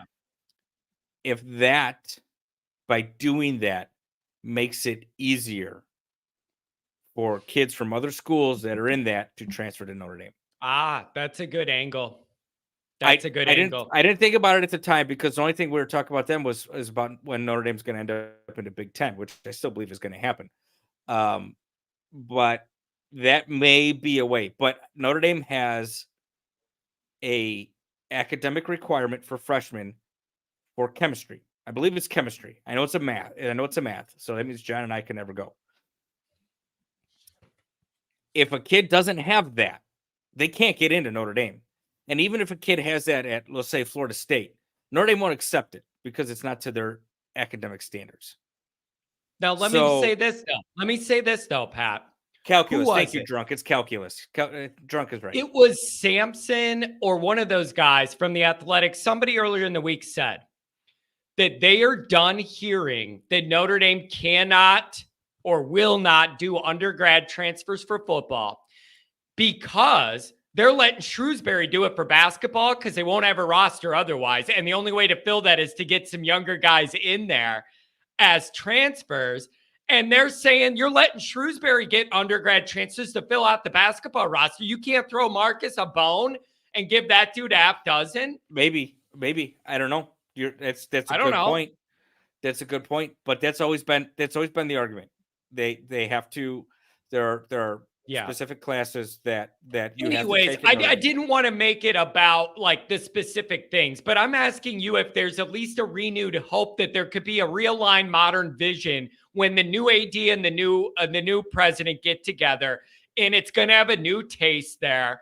Is it crazy to think that there could be some modern thinking with Bavacqua? I don't think it's crazy to think that just because he's a younger guy. He played football. I like a guy's brain that played football tells me he gets it a little bit different than some pencil pushing dork. Yeah, but Bavacqua wasn't hired because Bavacqua was hired because he's a TV guy. I understand that, but I like knowing he's been in a locker room before and understands what it takes to play football too. Here's the problem you're always going to run to at Notre Dame. And Jaded, I agree. Notre Dame puts education first, and I like that as well. Here's the problem you're going to run into. Notre Dame will never win a championship till we get rid of calculus. No, they're not going to do that. Come on. But when Notre Dame, so go back to Holtz, right? In the early 90s or in the 80s and early 90s when they the title or whatever, I can't remember it. Where they were allowing kids to get into the university who weren't as talented. But then, and this is conjecture on my part, then you started to have situations with, first you had the steroid scandal. This thumbs up thing is driving me nuts. You guys are going to see it in a second. You're get the steroid scandal, the Prop 48. Thank you, Adam. the Kim Dunbar situation, the university looked at those things as scandals. Even Lou himself had scandals about giving money to players to buy books. So that the university clamped down on, right? And then they hired, then they promoted Monk Malloy to be the president of the university, and he was a basketball guy. He didn't care about football. He was a basketball guy, and it helped the basketball program quite a bit, but it didn't do any sort of help to the football program. There was no money invested in a football program from 94 to like 2006, when you get Jenkins, right? I think he was like 5 or 6, something like that, 4 or 5 or 6. So you're asking the question, will Notre Dame modernize, right? Will they get with it? Yes, to a point. They won't keep up with it, because that's what Notre Dame does. They say, okay, we got to do a couple of these things to make the football program more competitive. But then they're going to step and say, no, that's selling our soul. We're not going to do that. And then college football will continue to evolve. More things will happen, and the university is going to fall way behind again. And then leadership is going to change. You're going to do the same thing. There's a cycle. But John, it's not the president of the university. It's not the athletic director. It's the board of directors. There's a cycle of that I understand what you're saying. Here's what I say, though. Everybody wants this to be everything to be black and white, right and wrong, the right path, the wrong path. And it's not the way it works anymore. Even when you look at where Notre Dame's at on the field now, everybody wants like one thing to blame, when the reality is it's probably a half dozen contributing factors all mixed in the same pot, but it's easier to have one thing to say. Here's what I run into, Pat, is, John, what do you want? Notre Dame to just do pay for play and not worry about school, and then it's we're everybody else then? No. There's a balance. Exactly. My argument has always been, there are so many ways for Notre Dame to thread the needle with the resources and the intelligence they have over there to be able to thread the needle and be able to modernize and be enough that they can honestly say they're competitive. However, not enough that it gets away from them, or they feel dirty about it, or it makes them feel like they're bending too much. I believe there is a lot more wiggle room in that middle area to play with that hasn't been explored, that would keep Notre Dame athletics more competitive nationally, football especially, but without compromising our academics and all that. I just think there's some reasonable accommodations that could be done. And really, almost nobody even needs to know some of them happen, to be honest with you, about a kid getting in with grades or something. And you find a way to get him through there and thread the needle. Listen, all I hear about is the genius people at Notre Dame. If they wanted to, they could thread the needle and find ways to be more competitive, but without sacrificing values, to where any of us feel like we're not supporting what we're all in it for, the Notre Dame values. There's middle ground. They got to be willing to explore it. That's kind of the problem, because they look at it as like they're sacrificing values, but the purpose of the university is to expand its reach, to offer this Catholic education. So why aren't you trying to pull kids who are awesome football players, but maybe didn't have the parental background to make sure they were good students, or they've had teachers who just passed them through and didn't spend time with them because they were good football players and they needed to, so the high school team could win a state championship? Why aren't you reaching out to those kids and say, recognize potential? Like, not every kid is a good kid. You don't want to be like what Urban Meyer did and get an Aaron Hernandez. But there are kids out there that, because they weren't given the right focus. We'll take a Sergio Brown instead. Anyways, keep going. You had to do that. But I'm just saying that when it rains, it pours for us, Pat. Not a good day on that. Not a good day on that front either. I mean, when it rains, it pours in this damn. It's like they sacrifice the idea of the purpose of it's a mission. Notre Dame is a mission. The people at Notre Dame, it's about a mission. It's about spreading the brand. It's about introducing more people to it, and it's about being kind of welcoming and bringing people under this umbrella that we call Notre Dame, and to make them all psychotics like ourselves. Yeah. But then they say, but we can't do that with this kid because he didn't get the right ACT score, so he can't come here. We're not allowing him here, and I never understand that. And it's kind of the opposite of their original message, which was trying to give opportunity to people that otherwise wouldn't have. It was the idea behind all this university. The entire idea about it. Right. What blew this university up was the fact that they took Irish immigrants who couldn't go to school anywhere else because nobody would have them, Catholic Irish immigrants, and said, well, come to Notre Dame. We need the students. Yeah. and that's what made them and what they are. That's what allowed the university to survive, because who in God's name wants to be in South Bend, Indiana in February? Yeah. Nobody. It sucks there. You know when I want to be there is late December for a playoff game. That's when I want to be in South Bend, to tell you the truth. Like, that's where I want to be. I totally agree. Yeah, that's going to be magic. So Pat, I just think that it's completely okay for people to think, oh, it's going to be the same old thing. No matter what, wash and rinse, repeat. No, but I'm holding out hope a little bit that you could get Babako with a younger, more modern thinking, out of the box TV guy, not the lawyer guy, all of this. And then listen, I met some of those priests in August when I was over there for lunch, and I met some of them. And one lady we were with said, when the one guy was walking in, she leaned over to me and Sacco and said, see that priest over there coming in? He's the guy everybody behind the scenes wants to be the next president. He's going to eat with us. Let me know what you think of him. And there was one guy that was very modern. He talked to you like a normal, regular guy, normal sense of humor, very intelligent, but could relate to everybody. That is way more of a vibe I could see working with Babak. When I hope it's that guy, and I'm not going to throw his name out just to do it. No.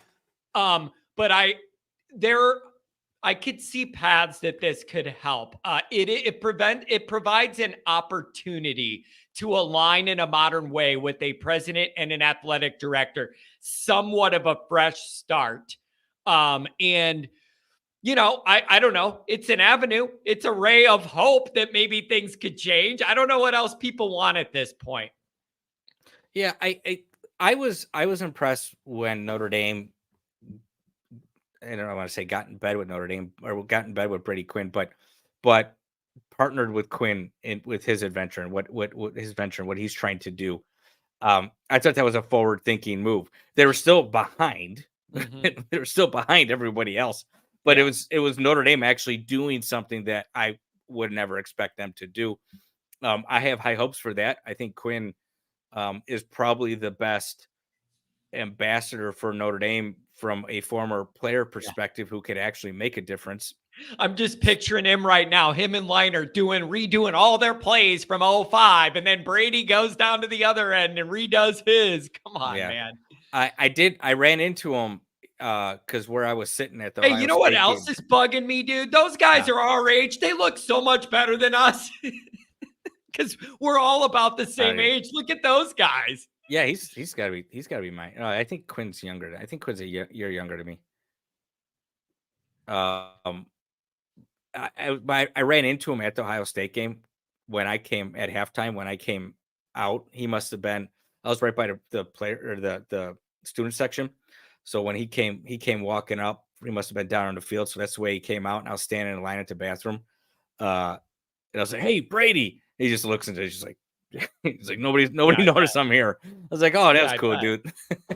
Yeah, I bet. Look at Rudy. Yeah, she probably would have loved to have been so I don't know, dude. I'm holding out hope that there could be some modern stuff there. The overall 12-person board's still a problem though. And when I've asked about the process there, when one of them gets so old they either step down or they pass away, there's another crusty billionaire from the same crest of society that moves right in with the same mindset. And I just don't think that's going to change. That's the only way in that board is to be of that tier. And those people by default are not connected to regular society at all. They can't understand any of it. Right. No, Billionaire families, Pat. Not millionaires, right. billionaires. And Gilmore, I understand what you're saying because we haven't seen any results from what Brady is trying to do. But I mean, he's got the bankroll. He's got the Notre Dame bankroll. He's got all those big money billionaire hedge fund guys that graduated from Notre Dame on his board. If you go look at the board he put together, there's big money there. They could run with anybody. So, but we haven't seen any results from it yet. So we'll see what actually comes out of it. But yeah, I agree with you, John. It's always just kind of like it until I feel like the board is out there. We're committed to Notre Dame winning. I'm never going to feel confident in that because I just feel like it's people that are like, I put my name on a building for English, not football. Yeah. And so I'm on the board now and I don't care about anything. I just wanted my name on the There building. was literally a guy I know that has family ties to the board. And over the summer, he told me the things they talk about is bets on who's going to build the building with their family's name on it that's bigger than the other family's. Oh, I could only like that's what we're dealing with, man. That's what we're dealing with. And it's just so disconnected from the way we do all this. I absolutely believe it. And I just think that it's already hard enough to win at Notre Dame for a lot of reasons. And it's hard for me to feel sometimes that Notre Dame makes it harder on themselves in ways they don't have to. And that is a very, very frustrating feeling. Everybody else is out to get us. It's Notre Dame against everybody. It's already hard enough here. And then to feel like our own side that should be able to help us a little more sometimes doesn't do as much as they could. That's hard for people to take. And they have different priorities than Meatball John does in his basement. I understand that. But what I need them to understand is when football at Notre Dame is elite, it is the tide that raises the entire place. Everything gets better. The mood, the donations, the applications, the PR. When Notre Dame football is elite, the entire thing gets raised up and everybody should want that. It's good for everybody. Totally agree. I never understood it. It's almost like some of these people were like, no, it should be harder because it's supposed to be hard.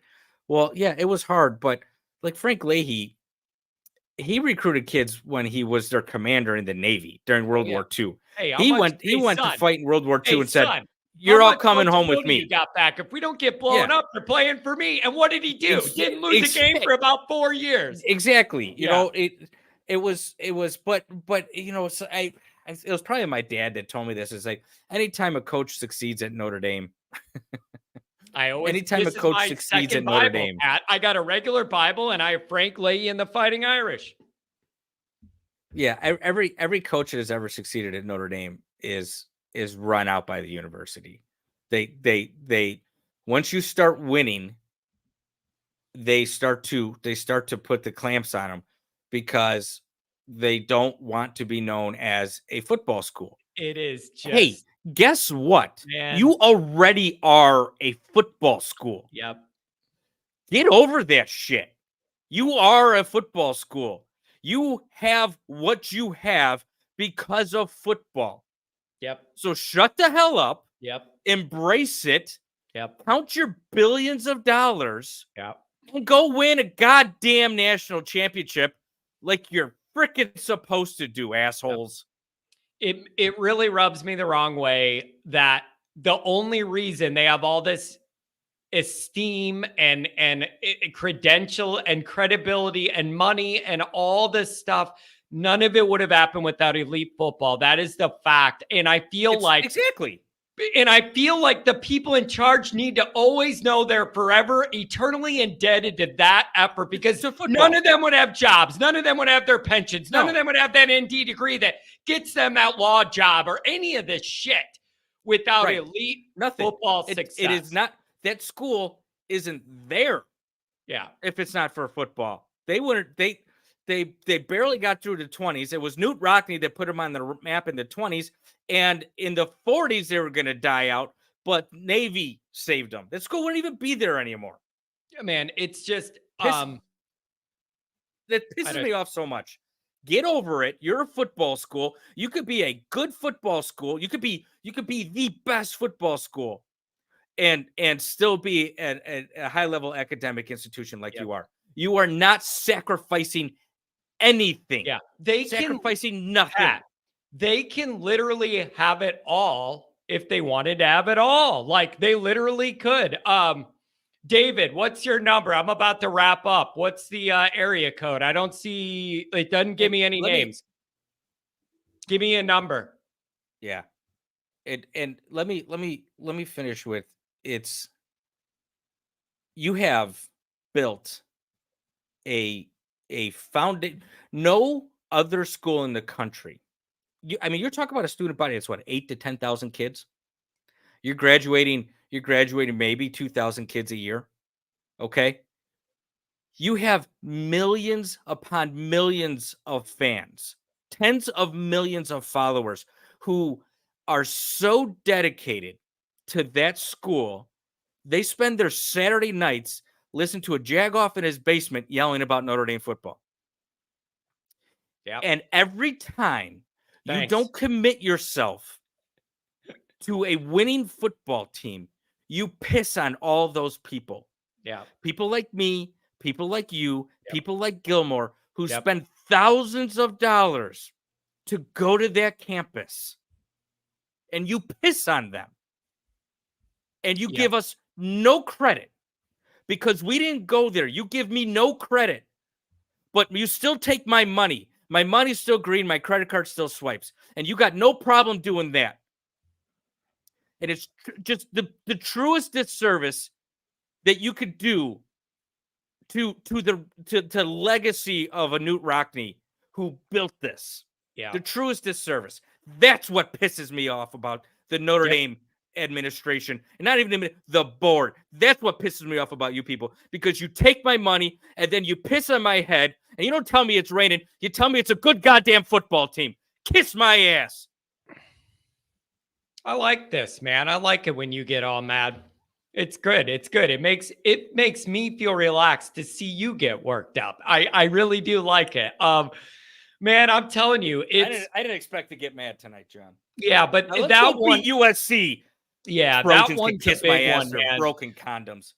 Like that one's the one that always sticks to me. And Pat, you and I are both from families where when we were little, we used to be up there off that ramp with Dad trying to negotiate to get some tickets to be able to get me and Andrew in those games. And we did all that. Seriously. And it was so special for us to be able to do that and get into any of those games, no matter who they played and what it meant to us. And it's just like none of it matters anymore. And you're priced out and you're nothing. And who cares? Until I was probably like 24 years old, I never went to a Notre Dame game with my ticket. I went to a Notre Dame game with a cardboard box and a sandwich. And over my your dad head. made me stand on the road. And it said, I need tickets. That's how I went to Notre Dame games from probably when I was 10 years old until I was 24 years old. Yeah. And they sucked then, and I still went. Yeah. Yeah. That's on you and me. So yeah, Pat, there's just a lot going on here. God, John, you really pissed me off. Good. I'm glad. Good. See what it's like on the other side for once, man. Yeah, I think we are going to win tomorrow. I mean, there's no reason we can't. Although, wait a second. There's no reason we can't, but I'm pretty sure I picked against us in USA Today because I said that since I couldn't trust Notre Dame, I'm going to default to the Heisman winner. However, I'm not married to that. Some of that is my brain. In my heart, I know Notre Dame can win. It isn't going to surprise me at all.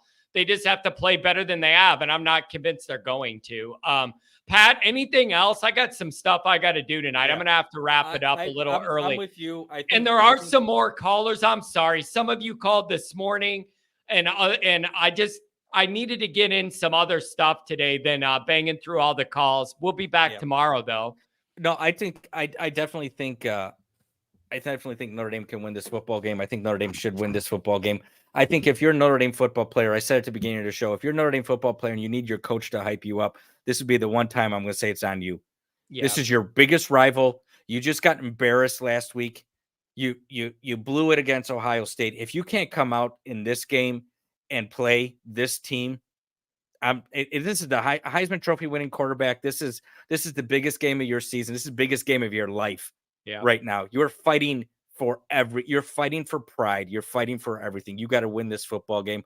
Notre Dame 31, USC 24. There you go. It's Notre Dame needs this one. Freeman needs this one. These guys need this one. And it's a big inflection point on where this is all kind of leaning. And listen, if Notre Dame wins tomorrow and pulls it together, I will be thrilled. And it's perfectly in the reasonable lane of possible outcomes. If they hang in there for a while and Williams beats them and the offense struggles, I would believe that too. So I don't know what we're going to get. It's very uncomfortable, not the vibes we wanted going in. But I am telling you, Notre Dame USC is a big damn deal. And I don't care how we think or feel about whatever. I got a feeling when that game kicks off, all these Notre Dame people are going to be wound right back up, no matter what they're saying to me online or anywhere else. Notre Dame USC is special. Marcus Freeman needs this one. These guys need to bounce back and then get into the bye and recalibrate. It's all there for us. So I hate California. I want it to fall in the ocean. I don't like them. I don't like that guy's nails. I don't like everything they stand for and how they carry themselves. It's against everything of how I live. I hate everything about it. And you got to beat them or we're going to have a long night tomorrow night, Pat. We're going to have it either way, but let's at least get the W out of it and enjoy ourselves. Yeah. There you go. Pat, thank you so much for being here. I'm glad you were getting more worked up than me for once. It makes me feel normal. I did not expect that. I like it. That made me feel normal. So, but everybody, thank you so much for being here. Stretch. Yeah, I know. Thanks for the donations. Thanks for the calls. And then I might be doing something before the game tomorrow or not. I don't know yet. I'll let you guys know for sure if I'm going to do a pregame stream leading up to the game. I may have something up my sleeve, but it isn't all planned yet. I'll let you guys know tomorrow here and on Twitter if we're going to do that. And then we'll go live after the game. And I really want us to be in a better mood and everybody's trending back up. So there's no reason Notre Dame can't win it. If you're going to the game, here's what I want you to do. Thanks, Andrew. If you're going to the game, I want you to say, screw this weather, screw everything. We're having ourselves a day. Forget about being wet. Drink yourself some beer. Get loud, have fun, and just go for it. Because why the hell not? It's Notre Dame football. Just forget about the rain. It's one of them weird, wet days. Just drink and have fun and be loud. Why the hell not? Yeah, if you're going, enjoy it. Daniel Wade, USC by 18+. Well, there's a good way to end it. Oh, man. But, hey, thanks, everybody, for being here. And I'll let you know what's up if we can do a pregame tomorrow. And then we'll be back. Have a good one. If we win, nobody going to call. A lot of people are going to call. Have a good night.